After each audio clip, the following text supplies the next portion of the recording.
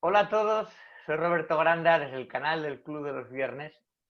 Muchas cosas, demasiadas, han pasado desde ese tan ya lejano mes de marzo del 2020, el mes en que nos confinaron, aquella primavera abortada y todas aquellas mentiras, negligencias, medios de comunicación comprados, estados de alarma, de mando único, incertidumbre, miedo y muerte. Cada vez hay más incógnitas alrededor del coronavirus, cada vez se desprecia más los criterios sanitarios y se entra en la guerra política. Nuestras libertades están siendo conculcadas por dirigentes y no por expertos, salvo ese payaso que sacan en la tele ahora en plan celebrity y un ministro filósofo. El libro La verdad de la pandemia de Cristina Martín Jiménez es un éxito de ventas, ya va por la 7ª edición, y la entrevista que aquí mismo le hice a ella es un éxito de visualizaciones. Realmente la acogida está siendo espectacular. En el link de la descripción podrán ver el enlace a la primera de ellas. Quiero volver con Cristina para hacer un análisis, una evaluación, un repaso de lo que ha pasado en estos 7 meses y de lo que nos espera y de lo que está ocurriendo. Cristina Martín Jiménez, bienvenida otra vez al Club de los Viernes. Hola Roberto, es un honor estar contigo y poder hablar libremente de todo lo que nos está pasando. Aquí estamos para hablar libremente, hay de los pocos canales en los que podemos ahora mismo antes de que nos censuren todo. Bueno, 7 meses desde el primer confinamiento, 7 meses de muerte, de mentiras y de caos, y además en España la peor gestión de Europa, y seguimos igual de desconcertados que al principio. Imagino que en el libro tú dirás, bueno, es que aquí había varias claves, es cierto que hay varias claves. ¿Cómo lo puedes ver tú en perspectiva después de estos 7 meses? Están pasando muchas cosas inquietantes, ¿no? Y no es fácil porque desde el principio he comentado que la pandemia es un fenómeno muy complejo que ha abierto muchos caminos, ha incentivado un mundo de tensiones que ya existían, ¿no? Pero como que las ha sacado a la luz. Entonces, las personas que comienzan a ver este mundo del poder, que yo vengo analizando desde hace 16 años, pues pueden sentirse perdidos, ¿no? En este sentido, necesitamos seguir analizando, necesitamos seguir contando todo lo que está pasando. Yo creo que una de las esencias del acontecimiento actual, del proceso actual que estamos viviendo en España, es la conversión de una democracia muy frágil, ya corrupta, pero una democracia en construcción, como decía Unamuno, ¿no? La democracia hay que construirla, hay que seguir peleándola. Y vemos como con la excusa de una pandemia estamos en un proceso de conversión de un régimen supuestamente democrático en un régimen dictatorial. Creo que esto está siendo muy evidente. ¿Qué hacen los dictadores? Pues, entre otras cosas, tomar el control del periodismo, de la prensa libre, tomar el control de la libertad de opinión de los ciudadanos, tomar el control de la educación. Esta polémica ley Cela que impide, ¿no? Ayer supimos, bueno, ayer una de las polémicas fue que impedía un debate abierto con otros miembros de la comunidad educativa, ¿no? Una imposición, los niños son del Estado, como hemos visto en regímenes totalitarios durante el siglo XX y como aún siguen en muchos regímenes, ¿no? Como el de China, ese gran modelo. ¿Y cómo comienza la introducción de esta dictadura en España? Pues a través de un personaje que es captado, él no se resiste a esa captación, obvio, por estos grandes poderes, estos grandes fondos internacionales, por el poder financiero que ahora se presenta como filántropo en las reuniones secretas del Club Bilderberg. Pedro Sánchez asiste a Bilderberg, es invitado en el año 2015, y esto es muy significativo, porque él ya antes su currículum estaba haciendo un currículum muy globalista, él ha estado trabajando en la Unión Europea y sigue los planes al servicio de esos grandes lobbies de poder que que captan a estos jóvenes políticos y que vemos que al final se convierten en lacayos de sus amos y no en defensores del pueblo al que supuestamente afirman representar. No sé si estás tú de acuerdo con este balance, ¿no? Esencial que creo que está ocurriendo en nuestra vida política, en nuestra vida social. Hay la sensación de que se impone cada vez más el Estado, es decir, de que el Estado tiene más poder, que tenemos menos libertades, pero que la población es cada vez más dócil y sumisa. Aceptan de buena gana todas las restricciones, aceptan el imponer el uso de las mascarillas, algunas decisiones que no tienen mucho sentido, incluso médico, y también que se juegue con la salud de la gente en la función de la política. Es cierto que Pedro Sánchez tiene más poder ahora que antes del inicio de la pandemia, y es cierto que en el primer Consejo de Ministros durante el confinamiento también se han intentado meter unas políticas que a Pablo Iglesias le tuvieron incluso que frenar. Es decir, la ambición de poder es tanta que aprovechan esta pandemia para perpetuarse incluso en el poder. Cristina, ¿lo ves también como un movimiento hacia conseguir que su poder, que en el gobierno, asentarse ahí lo suficiente como para que no haya luego alternancia política? Date cuenta de una cosa, cuando a este joven político se le invita al club de los poderosos, ¿no? Al club del dinero, es un lugar donde te dan muchas palmaditas en la espalda, te dicen frases como confiamos en usted, joven Sánchez, ¿no? Tenemos un proyecto para usted y confiamos en que usted va a llevarlo a buen término.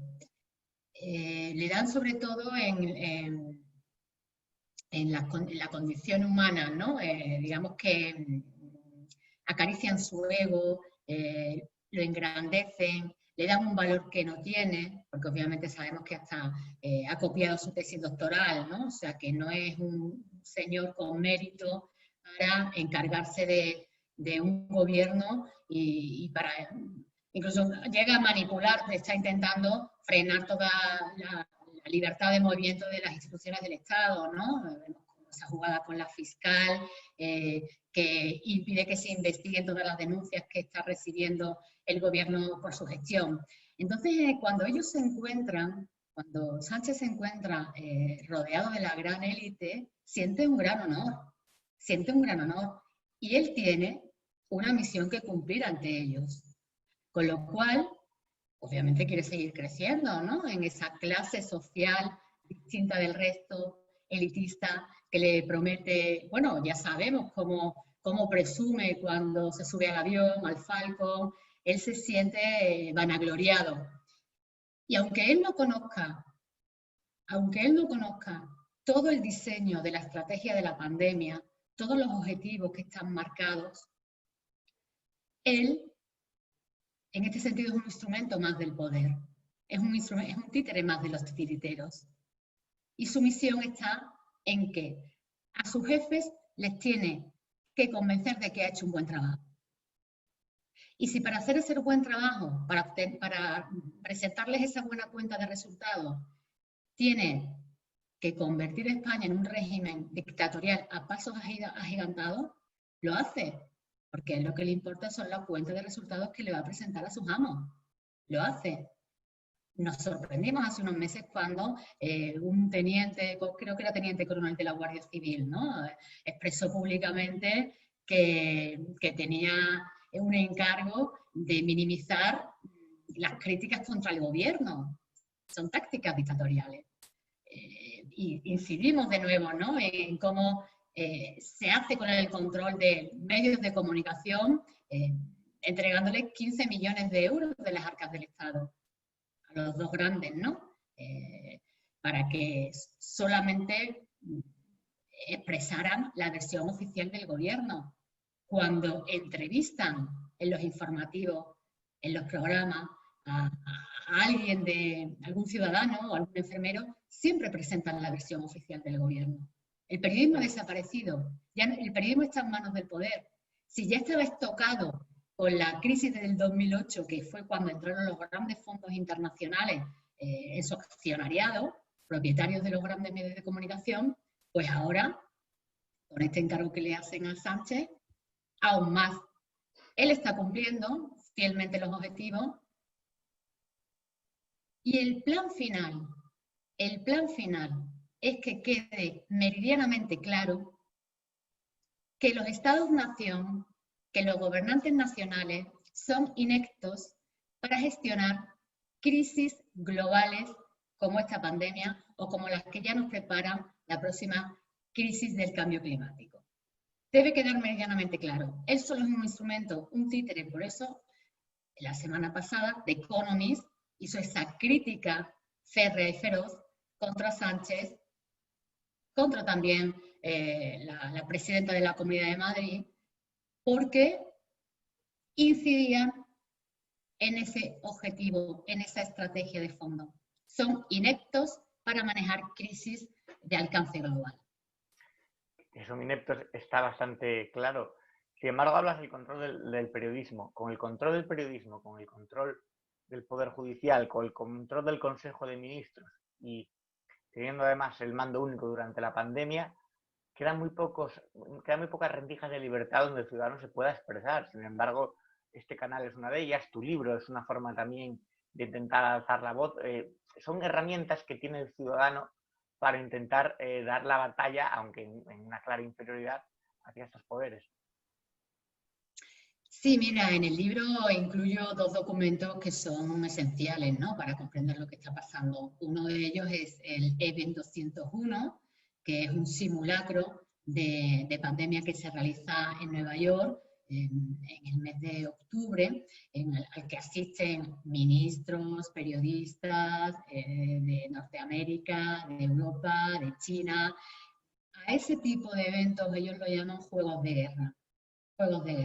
Y se realizan para perfilar la respuesta, sobre todo de los políticos, ¿no?, a los que no se les concede, no se les facilita toda la información de la estrategia global que hemos estado comentando anteriormente. En este sentido, hay un momento en el que se le pregunta a uno de los políticos, bueno, ¿tú qué harías cuando surjan voces críticas en medios de comunicación, en las plataformas de comunicación de los ciudadanos, que son las redes sociales, ¿no?, las llamadas redes sociales? Entonces él responde, o sea, la respuesta de este político fue que contraatacaría denunciando esas voces, esa opinión libre del ciudadano y calificándolas como fake news.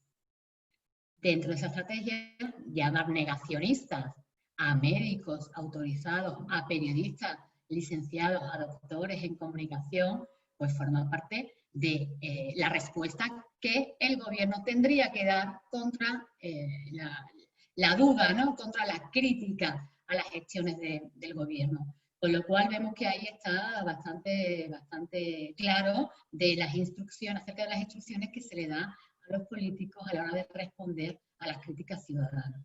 Y después hay otro documento que es el documento que elabora la Global Business Network para la Fundación Rockefeller en el año 2010, en el que ya es otro tipo de simulacro, ¿no? Otro tipo de simulacro. El objetivo es implantar una dictadura tecnológica. Y ya aparece ahí la pandemia como excusa, ¿no?, como justificación. Y en este sentido se habla de gobiernos autoritarios, como el que estamos sufriendo nosotros, ¿no? Pero no se habla de que pudiese haber una protesta ciudadana tan fuerte como la que está habiendo. Eso no se contempla.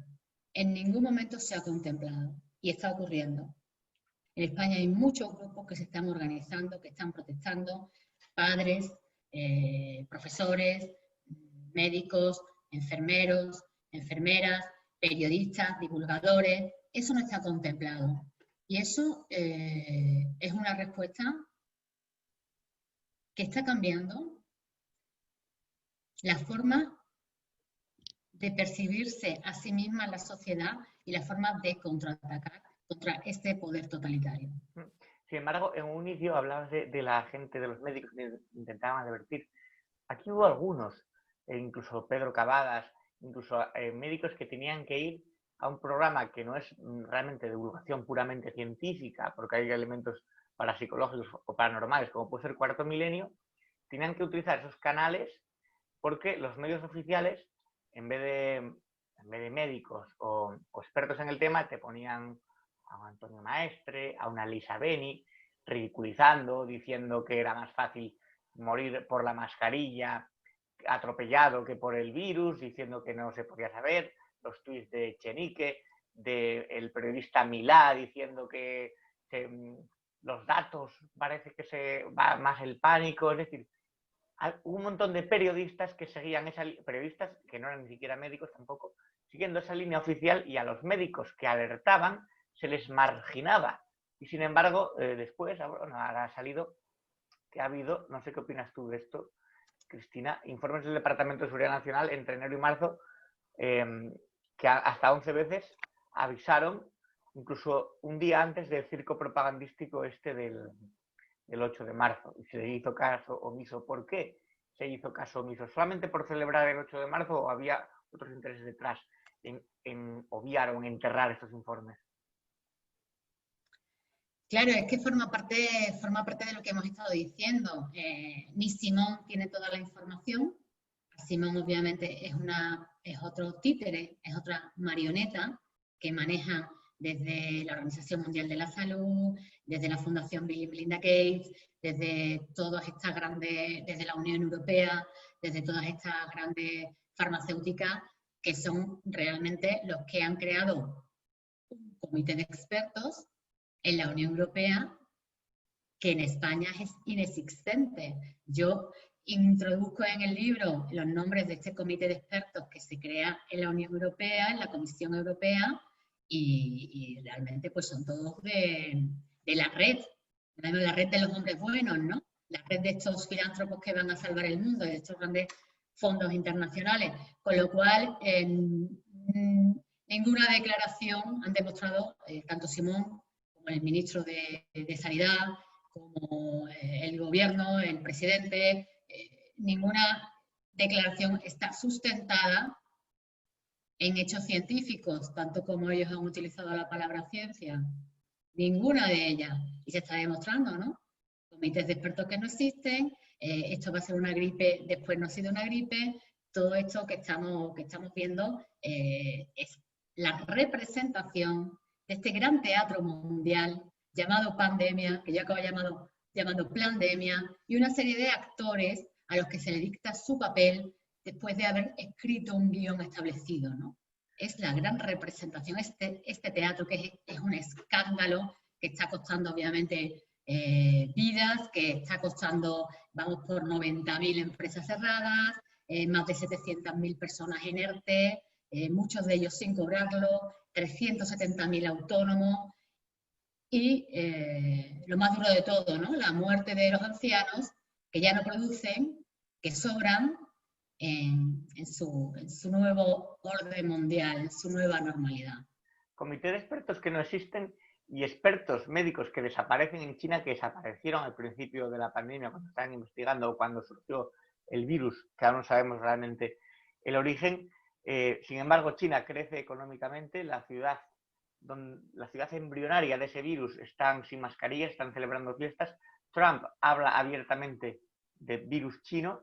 Entonces, ¿qué es realmente lo que internacionalmente se está cociendo? Esa yo creo que es la gran incógnita, la gran respuesta que tenemos que analizar de por qué se han desaparecido. Bueno, sabemos de la opacidad de un régimen totalitario como el chino, y sin embargo, ellos, que en un principio eran el país primigeniamente golpeados por la pandemia, son los que mejor han salido y los que económicamente están creciendo y su economía va como una moto.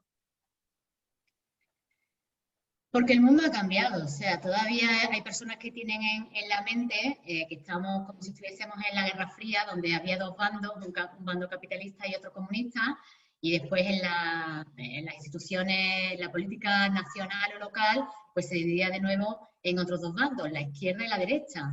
La izquierda y la derecha es absorbida por la tercera vía de Blair, lanzada desde la Unión Europea, lo que llaman la socialdemocracia, y ese es el sistema que ese es el modelo que quiere imponer esta élite. En este sentido hay que destacar que tanto David Rockefeller, el gran financiero del nuevo orden mundial, como Henry Kissinger, su pupilo, que fue secretario de Estado de Estados Unidos, son unos absolutos admiradores del modelo chino. Un capitalismo de Estado, unas élites capitalistas y un comunismo, socialcomunismo, igualitario para el resto de personas. En mitad, una serie de técnicos que son los que le facilitan esa estabilidad social, como lo llaman ellos, de ese modelo social.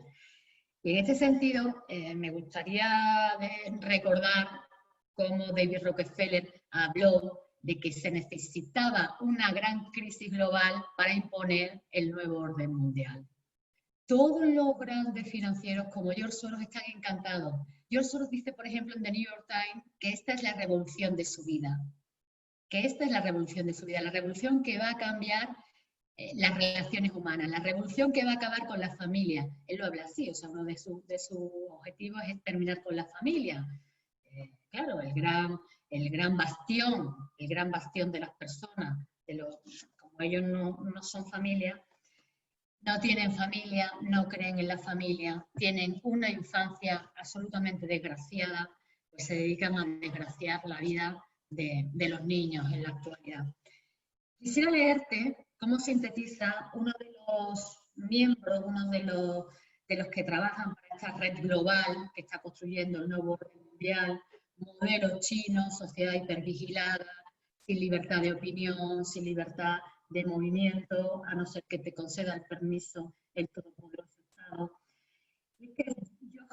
Joschka Fischer escribe para el medio Project Syndicate. Sabes que no sé si han leído alguna vez alguno de los artículos donde escribe el señor Solana, escribe el señor Soros, todos estos miembros que intentan imprimirnos su ideología globalista.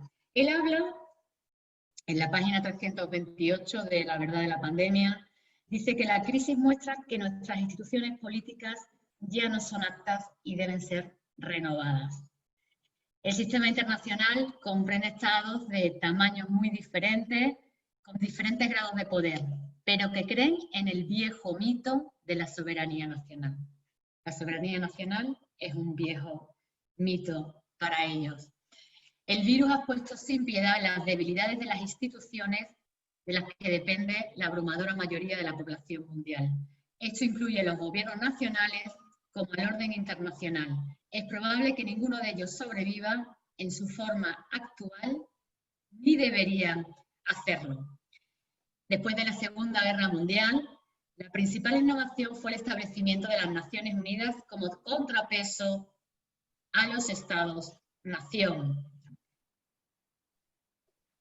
en el sentido de que estos Estados-nación, con el objetivo de que frenaran su egoísmo y mantuvieran la paz y la cooperación a través de un marco de instituciones globales. La ONU, la Organización Mundial de la Salud, la Unión Europea. Pero no dice el señor Fischer, que en realidad el poder nunca se entregó a la ONU, que se crea como ese paradigma, ¿no?, de gobierno mundial. Ahora, como resultado, en un compromiso implícito entre el nacionalismo y el transnacionalismo, que es lo que están construyendo, el transnacionalismo, con Estados Unidos preservando y operando dentro del marco multilateral, hasta que llegó el presidente Donald Trump, asumió el cargo y Estados Unidos ya no se siente obligado a nada. Estados Unidos ya no se siente obligado a construir ese nuevo orden mundial cuya descripción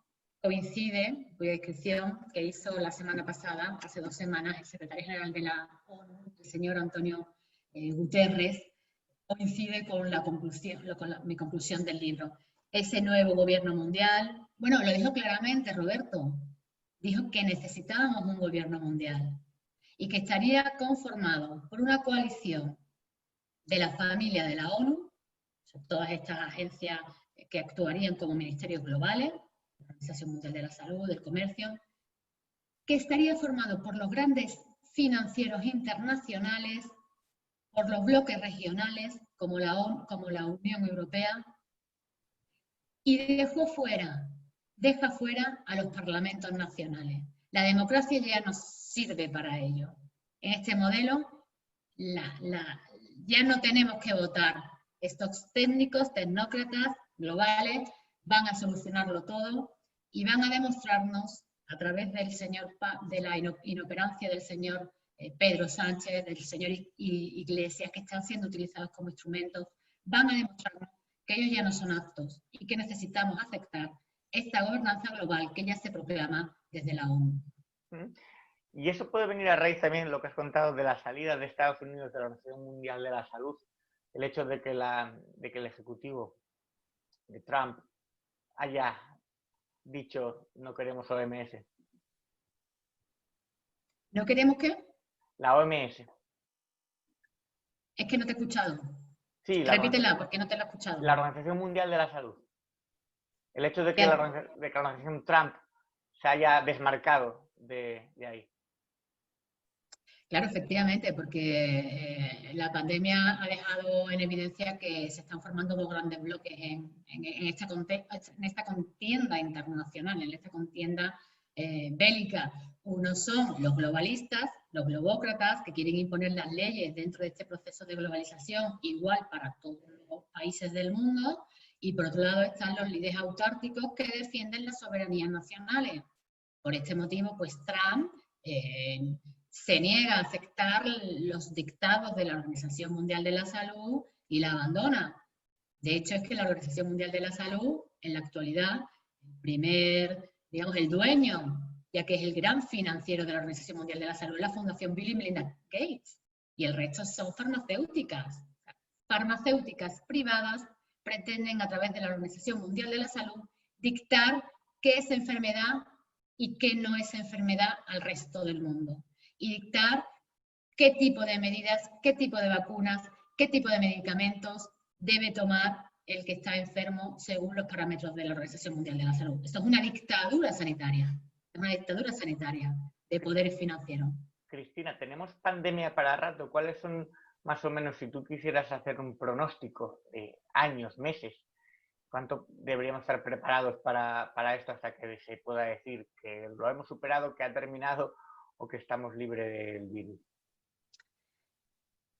Tenemos un proceso pandémico para rato, porque hay muchas pandemias sobre la mesa. Está la pandemia sanitaria, está la pandemia del cambio climático y está la pandemia de estos grandes tiranos que nos amenazan con posibles y muy graves enfermedades.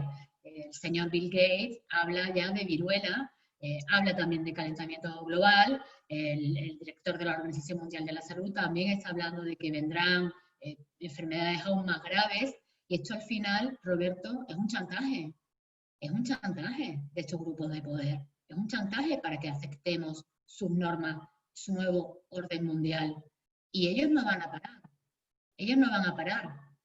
ellos han comenzado una guerra no declarada, pero es evidente, y no piensan parar hasta que consigan sus objetivos.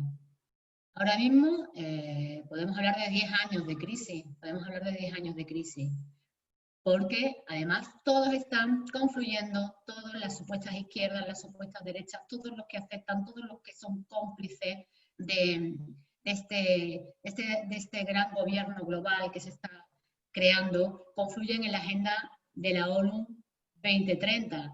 Tenemos 10 años de pandemia, tenemos 10 años de crisis. Y por eso tenemos 10 años de investigación periodística que es más necesaria que nunca. Una década de crisis más nos vale estar preparados. Cristina Martínez Jiménez, después, pasado un tiempo con perspectiva, no sé si tienes pensado escribir un libro con conclusiones o con revelaciones que sea una continuación de este gran éxito, ¿no? La verdad, de la pandemia, que, como ya digo, en ventas está funcionando estupendamente. No sé si tienes pensado después escribir algo que sea más, no conclusivo, pero sí que amplíe o siga dándole cabida a las teorías de ese primer libro, aportando más material y más pensamientos, más reflexiones tuyas.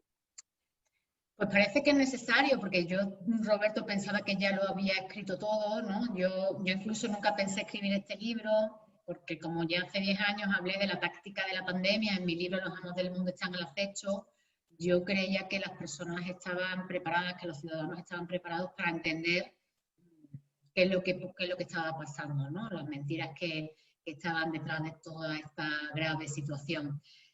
Pero parece que no, parece que es necesario seguir investigando, seguir demostrando con datos, pues que realmente el mundo actual ha cambiado, que las guerras actuales son diferentes, más vanguardistas, más civilinas, más sofisticadas y que cada vez hay más personas reclamando información.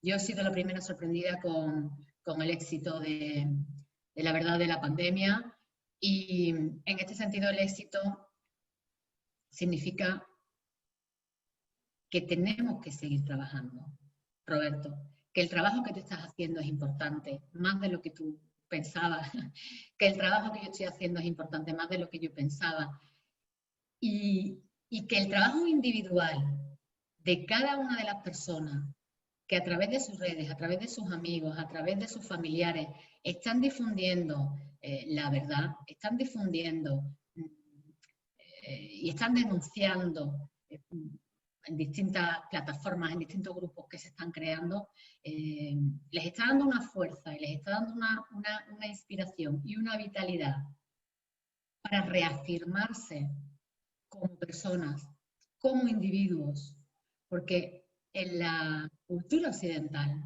las personas importan, cada una de las personas importa.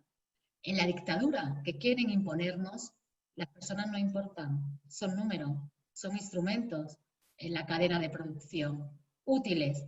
Cuando eres joven me sirves, te pido que hagas esto, que trabajes de esta manera, y cuando eres viejo, eutanasia, ya no me sirve.